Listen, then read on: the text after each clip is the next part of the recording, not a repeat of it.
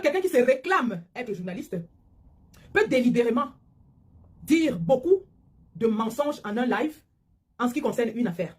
Sandy Boston, très remonté, recadre J. Rémi Ngono sur ses sorties en soutien à Samuel Eto'o. Regardez cette vidéo jusqu'à la fin. Nous allons analyser les comptes de vérité de J. Rémi Ngono dans l'affaire Achille Emana. Et on se demande bien pourquoi quelqu'un qui se voudrait méticuleux, quelqu'un qui se réclame être journaliste, peut délibérément dire beaucoup de mensonges en un live en ce qui concerne une affaire. Je rappelle l'affaire. Alors, c'est samedi dernier, alors que Achille Emana, qui a perdu sa maman, est en train de l'enterrer, que les nudes de celui-ci apparaissent dans la toile, accompagnés d'un voice de son ex-compagne. Et lorsque cette publication est faite, elle est accompagnée d'un titre qui dit « L'ex d'Achille Emana se fâche et verse tout dehors ». Donc, de prime abord, il s'agit d'un problème de couple. De prime abord, il s'agit d'une dispute entre un homme et sa femme qui s'est fâchée et a décidé de le punir. Nous qui ne sommes pas dans les secrets des dieux, avons cru à cette histoire, à l'histoire d'une dispute conjugale entre un homme et une femme. Donc, lorsque le problème apparaît sur la toile, il est présenté ainsi. Il est présenté tel que Achille Emana aurait abusé d'une femme qui s'est fâchée et a décidé de l'exposer. En aucun moment, aucun Camerounais n'a fait le rapprochement entre cette histoire scabreuse et Samuel Eto'o. Aucun Camerounais, quand ces nudes sont sortis, n'a évoqué le nom de Samuel Eto'o. Tout le monde se moquait d'Achille Emana. Certains se moquaient de lui, d'autres disaient comment il... Voilà. Mais c'était Achille Emana qui était la une et pas d'une belle façon, alors que le pauvre était en train d'enterrer sa mère. Alors que le pauvre garçon était en train d'enterrer sa maman. Et donc, quand nous récupérons, donc, puisque nous aussi, ce week-end-là, nous étions au concert de Caresse Photo, quand nous revenons de notre concert, c'est comme ça que les lives commencent à fuser. Déjà, le dimanche matin, la même compagne d'Achille Emana sort d'autres voice. Et puis le lundi, elle va dans un live chez la baronne de Suisse où elle fait des déclarations.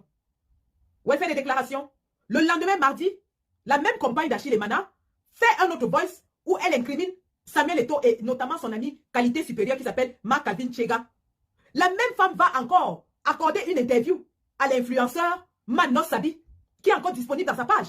Et dans cette interview, elle incrimine clairement, sans ambiguïté, Samuel Eto'o et Marc Calvin Chega qu'elle appelle qualité, et elle dit qu'elle les connaît depuis au moins 30 ans. Elle dit clairement qu'elle connaît Samuel Eto'o depuis 30 ans, qu'elle connaît ses méthodes de fonctionnement. Et dans la même foulée, elle ramène l'affaire de Nathalie Koua, et elle dit c'est comme ça qu'il avait fait avec Nathalie Koua. Dans le même interview, elle fait le parallèle aussi avec Jérémie Ditap, où elle dit qu'à peine Jérémie Ditap a eu une dispute avec Samuel Eto'o en Côte d'Ivoire, 2 jours plus tard, c'est la vie privée de Jérémie Ditap qui se retrouve dans les réseaux sociaux. Jérémie Ditap va entamer une procédure de divorce plus de 6 mois à l'avant. Il est en train de divorcer tranquillement. Personne n'était au courant du divorce de Jérémie Ditap. Il a suffi qu'il ait un petit problème avec Samuel Eto'o pour que toute sa procédure de divorce, y compris les détails conjugaux, se retrouve dans la toile. Et le même J. Rémi Ngono, qui est aujourd'hui en train de... Heureusement que j'ai crié sur lui, ça fait qu'il ne vilipende pas trop Achille Emana. Mais je vais revenir là-dessus. Je vais revenir parce qu'il a accusé Achille Emana de s'être publié lui-même. Mais le même Rémi Ngono a fait 3 lives consécutifs. 3 lives consécutifs sur Jérémie Ditap, qu'il l'a lavé, rincé, séché, copieusement insulté, se moquer de lui, comment il est coquifié. Le monsieur de Truy ne lui a jamais rien fait. Ditap, on ne sait même pas s'il parle ou s'il ne parle pas. Mais J. Rémi Ngono a fait 3 lives de 4 heures chacun, où il insultait copieusement Ditap, où il a lavé copieusement Ditap. Et il a suffi que lors d'une émission Equinox, l'analyste politique Edmond Kangia dise que Oman Biik a rendu plus de services à Paul Biya que Samuel Eto'o pour que J. Rémi Ngono, qui prétend qu'il est journaliste, je dis bien il prétend, il cesse de rappeler à chacune de ses émissions, je suis journaliste, j'ai la carte de presse.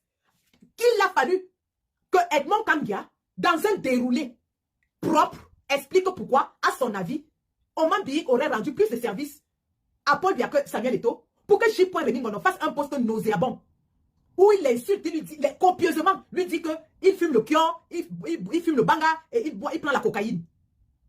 Voilà donc un monsieur qui chante à chaque live Facebook qu'il est journaliste. Est-ce ça l'éthique de journaliste? Est-ce que monsieur J. Rémi Ngono ignore qui est Edmond Kangia au Cameroun? En termes de pedigree journalistique, je reprends, hein, en termes de pedigree journalistique, au Cameroun, il n'y en a pas 2 comme Edmond Kangia.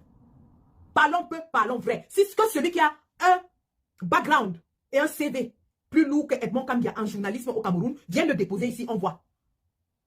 Edmond Kangia est d'abord major de lyrique, sorti de lyrique, Institut des Relations Internationales. Donc c'est un diplomate d'abord, plein. Edmond Kangia est d'abord un diplomate plein. Ensuite, diplômés de l'ESTIC, école de journalisme du Cameroun. Ce n'est pas on n'appelle même pas journalistes, hein. C'est les reporters radio, les animateurs radio là, non. Les gens qui animent la radio le matin, c'est pas ça. Parce que dans la radio, il y a des gars qu'on recrute qui savent parler, là, qui animent, qui ont les divers et tout ça. C'est eux qui animent la radio, quoi. On les appelle les animateurs radio. Edmond Kandja n'est pas un animateur. Il n'est pas un présentateur. Je dis bien que c'est un journaliste plein. Il n'y en a pas deux comme lui en ce moment au Cameroun. Et René, on le sait. Mais il a choisi, dans un poste dilatoire, au lieu de répondre avec des arguments contre ceux qu'avait fait prévaloir Edmond Kandja, il a décidé de verser dans l'injure la plus vulgaire, la plus nauséabonde. Et c'est à ce moment que je me suis demandé, mais qu'est-ce que M. J. Rémy Ngono gagne auprès de Samuel Eto'o au point de salir un journaliste aussi émérite que Edmond Kandja? Même quand on veut contredire quelqu'un lorsqu'on est journaliste, on a quand même l'éthique du métier. C'est justement ça qui fait savoir que vous avez fait vos classes de journalisme, vous avez suivi vos cours, vous étiez à l'école de journalisme, vous connaissez ce qu'on appelle l'éthique journalistique. Lorsque M. Amougou Belinga devait aller justement superviser la remise des diplômes à l'école de l'ESTIC et que Aman Mana s'était levé, il a dit que c'est impossible. C'est impossible que quelqu'un qui a violé toutes les lois de l'éthique journalistique aille remettre les diplômes à des enfants qui ont été formés dans les règles de l'art. Quelqu'un qui a publié la liste des top 50 des homosexuels. Quelqu'un qui a une chaîne de télévision, oui, on dit qu'il va dératiser les zones anglophones. Qu'il aille remettre les diplômes des étudiants, c'est quand même assez incroyable. Pour vous dire que dans chaque métier, il y a ce qu'on appelle l'éthique. C'est pour ça qu'aujourd'hui, moi en tant qu'infirmière, je me bats pour qu'il y ait l'éthique dans mon domaine au Cameroun. Pour qu'il n'y ait plus des infirmières qui négligent les patients, pour qu'il n'y ait plus des infirmières qui volent les patients, pour qu'il n'y ait plus des infirmières qui abusent des patients. Et on va faire du décryptage de M. J. Rémy Ngono. C'est un exercice que je me suis promis de faire afin que chacun puisse se rendre compte de la manipulation volontaire et manifeste qui est en train de se faire pour laver l'image d'un monsieur qui normalement devrait être entendu par les autorités et la justice camerounaise. Donc vous constatez avec moi que c'est l'ex-compagne d'Emana qui amène le nom de Samuel Eto'o dans l'affaire. Aucun Camerounais jusque-là n'avait fait le lien entre les nudes d'Emana et Samuel Eto'o. C'est la compagne d'Emana qui introduit le nom de Samuel Eto'o dans l'affaire et elle explique pourquoi elle est convaincue que c'est Samuel Eto'o et ses amis et son réseau qui ont publié Achille Emana. Maintenant, puisque nous avions parlé de ce problème et on a expliqué ce qu'on pensait, évidemment, si vous avez suivi mon dernier live, j'ai développé et j'ai dit qu'au vu de tous les voices que j'ai écoutés, je suis convaincu que cette femme est complice, mais elle ne savait pas qu'il y avait les nudes. Elle a donné un voice et elle voulait faire du mal à son mari. Sauf que quand ses amis vont faire du mal à son mari, ils le font très mal. Ils le font le jour de l'enterrement de sa mère et ils ajoutent son voice à elle avec des nudes que eux, ils détenaient. Maintenant, écoutons ce que J. Rémy Ngono dit à propos. J. Rémy Ngono, dans un live fait le jeudi soir, commence par développer et nous dit, oui, maintenant au Cameroun, quand les gens font les nudes, on s'en fout, on ne leur fait rien parce qu'ils sont des riches, parce qu'ils sont des stars. Si on prend l'exemple de Cynthia Fianga s'était publié et à peine elle s'est publiée qu'on l'a arrêté, on l'a jeté en prison. Donc J. Rémy Ngono plante le décor pour nous dire que Achille Emana s'est publié lui-même et qu'il devrait être entendu par la police au Cameroun parce que pour les mêmes faits, Cynthia Fianga a été jetée en prison. Il continue en prenant l'exemple de Clinton J. Il nous dit que oui, c'est comme ça que même Clinton J a fait une sextape et on ne lui a rien fait. Il sait comme c'est une star et tout. Alors M. J. Rémy Ngono, soit il le fait exprès pour essayer de jeter le discrédit sur Achille Emana, soit il est dans une manipulation excessive. Tout le monde sait comment l'affaire de Cynthia Fianga s'est passée ici. On était tous assis ici dans la toile. Tout le monde sait que Cynthia Fianga a créé un compte Facebook et qu'elle-même, elle a commencé à poster dans son compte Facebook ses photos un peu osées. Tout le monde le sait. Parce que nous tous on suivait ces on a rigolé, on disait que c'est même quelle fille qui avait de publier les nudes comme ça, les photos un peu bizarre d'elle. J. Rémy Ngono compare quelqu'un qui poste des photos d'elle-même dans ses comptes Facebook et Instagram et autres à quelqu'un dont la partenaire a fait fuiter les photos. Il fait exprès de comparer quelqu'un qui se publie dans les réseaux sociaux volontairement à quelqu'un dont les photos ont été volées par la partenaire et fuitées dans la toile. Donc il le fait exprès. Tout le monde sait que Cynthia Fianga a commencé avec les photos osées. Ensuite, elle a commencé à se mettre en scène. Et pour finir, elle s'est filmée. Il y avait une vidéo live d'elle en pleine action qui a circulé dans la toile. Qu'elle-même a posté. Et que quand les gens lui demandaient, elle répondait de façon arrogante, insolente. Il le sait. Quand les gens disaient à Cynthia, parce que tout le monde s'était étonné qu'une petite fille comme ça, là, qui met derrière les vidéos de nu, les photos, les vidéos où elle fait l'amour avec des vieilles personnes, elle insultait copieusement les gens qui lui posaient des questions. Il le sait. Et il compare cela à un monsieur qu'on n'a jamais vu dans les réseaux sociaux et dont les nudes sont venus nous trouver. Il fait exprès.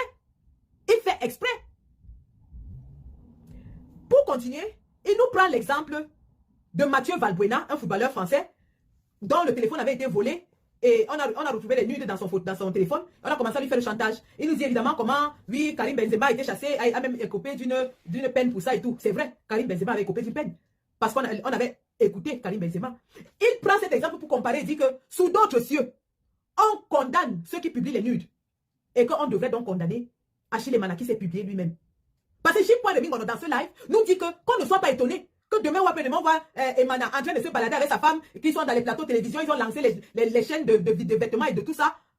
Et que donc ils se seraient servis de ce nude pour se faire une publicité et lancer leurs affaires.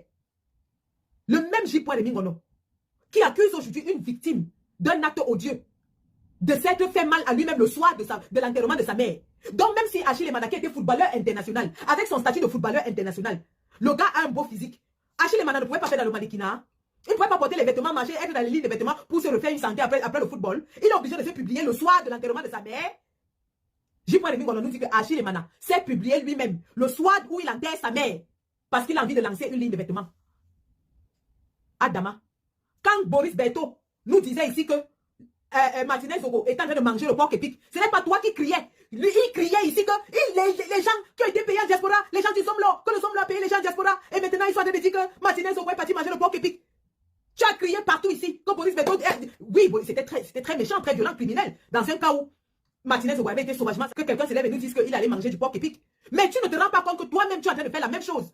Un gars qui est en train d'enterrer sa mère, un gars qui est en train d'enterrer sa mère, qui est en dépression, tu nous dis que pendant qu'il enterre sa mère là, lui-même il a trouvé le moyen de publier ses propres nudes parce qu'il veut être célèbre, parce qu'il veut être ça. Adama, ce qui avait fait le cacao a fait le café. Ce que tu criais sur Boris Berthaud ici tous les jours, que les fameux, qui sont les journalistes en diaspora, que les hommes là a payé certains blogueurs en diaspora qui au lieu de décrier la mort de Martinez, sont en train de nous dire comment Martinez Zogo était en train de manger le porc épic, Martinez Zogo était parti. Te voilà toi-même qui reproduit la même chose. La même chose. Adama, la perte de la mère de quelqu'un. Quelqu'un en train de pleurer sa mère. Il n'y a pas un être qu'on pleure sur terre comme sa mère. Après son enfant. Moi, j'ai perdu mon enfant. Pour ceux qui n'ont pas encore perdu leur enfant, vous perdez votre mère. La mort de la mère de quelqu'un. Mais M. Remingono trouve le moyen de vouloir faire comprendre aux Camerounais que Achille Emana s'est publié lui-même le jour où il enterre sa mère parce qu'il cherche la popularité. De quelle popularité parles-tu, M. Remingono? Achille Emana n'était-il pas assez populaire comme ça? Achille Emana avait son statut d'ancien footballeur, peut même faire les émissions de télé-réalité, que ce soit en Europe, que ce soit au Cameroun, que ce soit en Afrique. C'est pas quelqu'un qui peut, il a un beau physique. S'il va entrer dans n'importe quelle émission de télé-réalité, il va faire un carton. Il va faire un carton. Ça, on peut être méchant comme ça. Ou on peut défendre son beefsteak comme ça. On peut défendre son beefsteak comme ça. Oh, Dadis Camara, qui es-tu? Qui es-tu? Tu viens retourner un grand combattant en plein jour, au point où il se met à insulter tout le monde. Donc, Remingono nous dit qu'on ne doit pas avoir pitié de Achille Emana. Qu'on doit le convoquer et l'écouter. Parce que ce sont ces nudes qui sont dehors. Vous imaginez ça? C'est comme si on disait, une femme qui se plaint qu'elle a été violée, c'est elle qu'on arrête. Remingono nous dit qu'on a laissé Achille Emana, on a pitié de lui, que si c'était quelqu'un du sous-quartier, on l'aurait déjà arrêté. Mais comme c'est une star, on veut avoir pitié de lui. Donc, M. Remingono nous fait croire qu'au Cameroun, si tu es victime d'un crime, c'est toi qu'on doit arrêter. Si tu as une femme qui a été violée, Remingono nous dit que Achille Emana est responsable de ce qui lui arrive. Il nous dit que pourquoi il se filme d'abord nu. Les premiers nudes qui sortent dans l'histoire du Cameroun, on n'avait jamais entendu parler de nudes dans notre pays. Le nude, on ne connaissait pas. Et je crois que le Cameroun aujourd'hui en Afrique est champion de publication des nudes. Les premiers nudes qui apparaissent dans notre histoire, c'est les nudes de Nathalie Kwa. Et c'est Samuel Eto'o qui les publie. Avant l'affaire Nathalie Kwa, nous on ne connaissait pas que si quelqu'un t'énerve, tu publies ses nudes. On ne connaissait pas ça. Et depuis l'affaire Nathalie Kwa, c'est devenu routine et coutume chez nous. Dès que quelqu'un t'énerve, tu cherches ses nudes et tu publies. C'est devenu un mode de vengeance au Cameroun. Et M. Remingono nous dit que quelqu'un qui a été victime de voir sa nudité dehors le jour où il enterre sa mère aurait dû être arrêté et écouté. Mais il ne nous dit pas que les noms qui ont été cités dans cette histoire, tels que Calvin Djega, tels que Samuel Eto'o, tels que Daniel Wansi, doivent aussi être entendus parce que c'est des noms qui sont clairement cités dans cette affaire. La femme, l'ex d'Achille Emana, ne mâche pas ses mots. Elle dit qu'elle a donné le voice qui a humilié Achille Emana à Céline Eko, le bras droit de Samuel Eto'o. Elle dit aussi que Calvin Djega, le bras droit de Samuel Eto'o, était à la recherche des nudes d'Emana depuis 7 mois et qu'ils étaient déjà allés se plaindre pour ça. Monsieur Remingono fait exprès de ne pas parler de cela. Il fait exprès de ne prononcer aucun nom. Dans tout son live sur l'affaire Emana, il ne prononce pas le nom de Daniel Wansi, il ne prononce pas le nom de Calvin Djega qui prononce peut-être une fois. Il se concentre clairement à rejeter toute la faute et tout le tort sur Achille Emana qui l'accuse de vouloir utiliser ses nudes pour se faire de l'argent. Une manipulation éhontée. Il nous dit clairement que Achille Emana va devenir star grâce à ses nudes. Mais il oublie de dire que ces nudes ont été publiés il y a 10 ans, en 2014. Ces nudes ont été publiés il y a 10 ans, en 2014. Or, en 2014, Achille Emana sortait avec une influenceuse qui était aussi la copine de Samuel Eto'o. Et c'est à cause de cela qu'ils avaient des problèmes en équipe nationale. Comment se fait-il que chaque fois que les nudes d'Emana, les 2 fois où les nudes d'Emana sont publiés, il y a une femme qui a une relation quelconque avec Samuel Eto'o? Il ne nous parle pas de ça. Emana a été publié en 2014. Les mêmes nudes qui sont sortis là étaient déjà sortis en 2014. Or, en 2014, Emana fricotait avec une influenceuse qu'on appelle Biscuit de Mer, qui elle-même était la copine de Samuel Eto'o. Comment se fait-il que chaque fois que les nudes d'Emana sont sortis dehors, ont été publiés, il y a quelqu'un qui a une relation avec Samuel Eto'o qui est impliqué dans cette affaire? Monsieur Rémi Ngondo ne nous parle pas de ça. Il ne nous parle pas de ça. Il se précipite pour accuser Emana, dit comment il est gigolo et dit comment, voilà, il a fait ça pour devenir célèbre et pour avoir l'argent. Et pour justifier, donc, c'est dit, il prend l'exemple de Paris Hilton. Il nous dit que Paris Hilton vivait avec son copain, ils sont allés faire le porno et c'est là où c'est sorti. C'est comme ça que Paris Hilton est devenu riche. Je vais vous faire écouter ce mensonge grossier. Et on va revenir sur d'autres aspects qui impliquent et incriminent Samuel Eto'o et que M. Rémi Ngondo a volontairement écarté de son analyse. Justement pour éloigner M. Eto'o de ce dossier et accuser Emana de s'auto-être publié, de s'être auto-publié. Après un autre live, avant lui, parce que je vous ai dit qu'il y a tout un réseau de communication qui a été organisé pour laver, blanchir, nettoyer M. Samuel Eto'o. Et donc, M. Ngondo fait partie, c'est le kill-up officiel de Samuel Eto'o. Avant M. Ngondo, il y avait eu un live d'une certaine femme en Suisse qui a réussi l'exploit de dire que c'est la nouvelle compagne d'Achille Emana qui a publié les nudes pour discréditer l'ancienne compagne. Comme si une femme qui vient de commencer une relation avec un homme peut l'humilier à ce point pour écarter sa coépouse. Pour écarter ma coépouse, je n'ai même pas besoin de faire trop d'efforts. Il suffit d'une petite photo avec mon gars, bien cosy, et je mets dans les réseaux, surtout que cette nouvelle compagne est connue. Il suffit d'une petite photo bien cosy, genre yeux dans les yeux, tête collée, et je mets dans les réseaux, et elle va comprendre qu'une autre femme est là. Est-ce qu'une nouvelle compagne a besoin d'aller publier des voices et des photos humiliantes de son mari? Ça n'a pas de sens. On comprend tout de suite que l'appareil de Dadis Camara est mis en branle. 1 pour laver son image, 2 pour écraser tous ses adversaires. Emana qui a été publié le jour où il enterre sa mère devient aujourd'hui coupable et celui qu'il faut abattre, celui qu'il faut insulter, celui qu'il faut à tout prix vilipender. Quand même.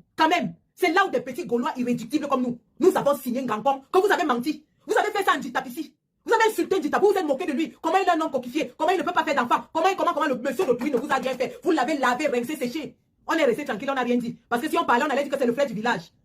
Pour Djitap, dès qu'on allait parler, on allait dire que oui, comme c'est le frère du village, vous parlez. Aujourd'hui que Achille Emana qui est Douala et Tone, vous dites quoi? Vous dites quoi? C'est celui que nous on a dit que vous allez seulement nous tuer, nous tous, pour salir le gars là. Et protéger le plus grand Machiavel de l'histoire de notre pays. Qui se cache sous des apparences de footballeur international. Dès qu'on veut parler, on brandit l'image du footballeur. Or, derrière le footballeur se cache Belzébout. Je vous fais écouter le gros mensonge nauséabond, puant. Que le soir, celui qui s'auto-proclame journaliste. Et son titre de journaliste, il dit que c'est parce qu'il a une carte de presse. Or, même le technicien de son a une carte de presse. Même le caméraman a une carte de presse. Dans un événement médiatique, je dis même le caméraman a une carte de presse. Même le technicien de son a une carte de presse. Mais nous, on vient nous dire qu'on est journaliste parce qu'on a une carte de presse. Un journaliste, c'est celui qui a fait des cours de journalisme et est sorti diplômé d'une école reconnue de journalisme. C'est comme aujourd'hui, je suis infirmière cadre au UK, sortie de l'université de Bedfordshire. Je vous cite l'université que j'ai faite. Vous pouvez aller taper et voir mon nom, ma promotion et quel grade j'ai eu. Sortie de l'université de Bedfordshire en Angleterre. Vous n'allez pas me dire que le vendeur de comprimés au Carrefour qui injecte les antibiotiques aux gens qui viennent acheter les médicaments est infirmier comme moi. Il faut respecter la formation des gens. Il faut respecter la formation. On ne peut pas s'attribuer un titre qu'on n'a pas.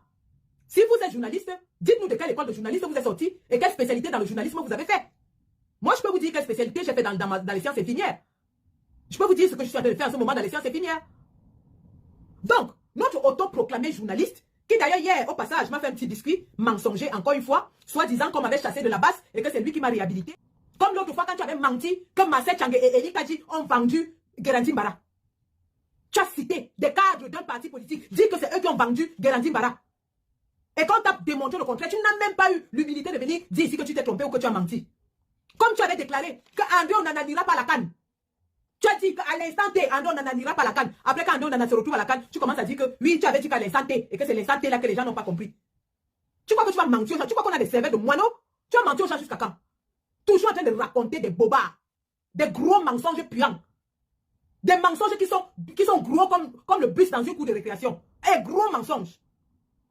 Je vais donc détailler le mensonge qu'il a fait sur l'affaire Achille Emana, soit disant que Paris Hilton s'était publiée elle-même et que grâce à sa sextape, elle est devenue riche et que Achille Emana a utilisé cette sextape et que bientôt lui-même il va lancer sa ligne de vêtements et il sera riche. On va le voir sur les plateaux de télévision. Vous avez écouté dans cette vidéo Sandy Boston qui, très remonté, a décidé de tout étaler sur le soutien que J. Remy Ngono apporte à Samuel Eto'o, président de la FECAFOOT, et aux autres personnalités du pays. Sandy Boston nous informe d'abord que J. Remy Ngono n'est pas journaliste et est plutôt un animateur radio. Un rappel à J. Remy Ngono que la carte de presse qu'il montre tout le temps n'est pas un diplôme de journalisme.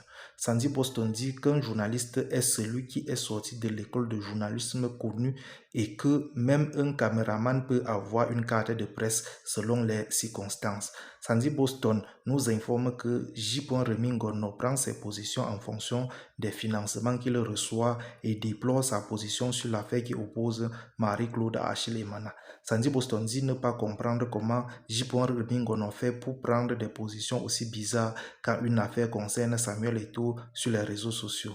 Ceci parce qu'elle nous informe que J. Remy Ngono dit dans sa précédente sortie que Achille Emana aurait lui-même publié ses vidéos et photos intimes pour avoir plus de visibilité et avoir un peu d'argent vu qu'il est fauché financièrement. C'est que Sandy Boston trouve très méchant.